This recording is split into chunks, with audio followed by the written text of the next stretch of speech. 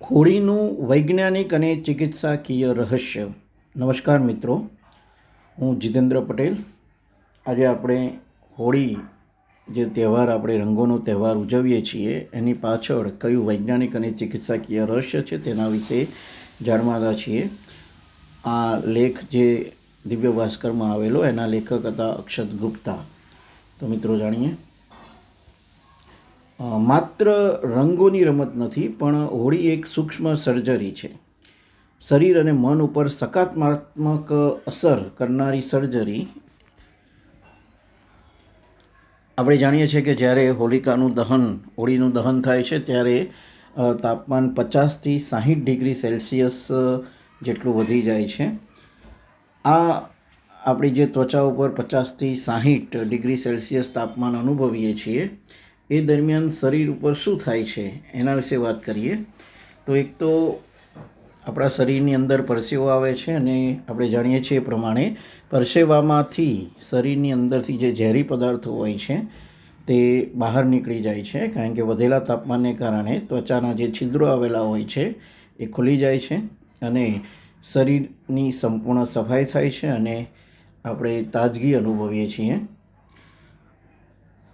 આ ઉપરાંત હોળીની અંદર જે રંગો આપણે યુઝ કરીએ છીએ, રંગોથી મન પ્રસન્ન થાય છે, આપણો તણાવ ઓછો થાય છે, શરીરની અંદર ઉર્જા અને સ્ફૂર્તિ વધે છે, આપણી રોગપ્રતિકારક શક્તિમાં પણ વધારો થાય છે.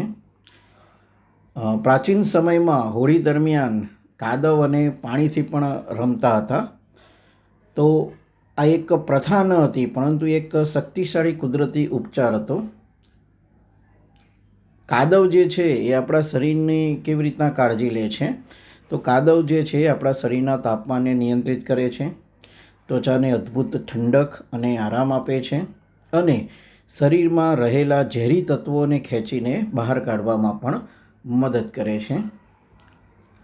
આ ઉપરાંત હોળીની અંદર ગીત અને નૃત્ય પણ આપણે કરતા હોઈએ છીએ. તો આ જે ગીત અને નૃત્ય જે છે અથવા તો જે નૃત્યની હલનચલન છે એ આપણા શરીરના જૈવિક પ્રતિભાવોને જાગૃત કરે છે અને જે સંગીત હોય છે એ સંગીત પણ આપણને ખુશ કરે છે.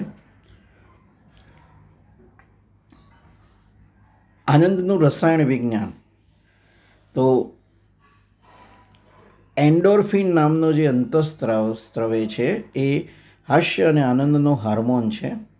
સંગીત અને નૃત્ય એ એન્ડોર્ફિન વધારવામાં મદદ કરે છે, માનસિક તણાવ સચોટ રીતે ઘટાડે છે, લોકો વચ્ચે સામાજિક જોડાણ પણ મજબૂત બને છે. હોળી ઉજવવાની જે પદ્ધતિ એ માત્ર મજા માટે નથી હોતી. આપણા પૂર્વજોની દીર્ઘ દ્રષ્ટિ હોય છે. આપણા પૂર્વજો એ આપેલું એક અત્યંત સ્વાસ્થ્યપ્રદ અને વૈજ્ઞાનિક જ્ઞાન છે જેને તહેવારોનું સ્વરૂપ આપવામાં આવેલું છે. પરંપરાનો આધાર અને આપણી જવાબદારી. તો આ અમૂલ્ય પરંપરાને સાચા અર્થમાં જાળવી રાખવી જોઈએ. કેમિકલ જે કલર્સ આવે છે એનો ઉપયોગ ટાળવો જોઈએ. સ્વાસ્થ્યના લાભ માટે કુદરતી રંગો અને પરંપરાગત રીતો જ અપનાવવી જોઈએ. હોળીના મુખ્ય જે 4 સ્તંભ છે એમાં છે શરીરની કુદરતી સફાઈ, મનનો આનંદ, સ્વાસ્થ્યનો લાભ અને પરંપરાનો સન્માન.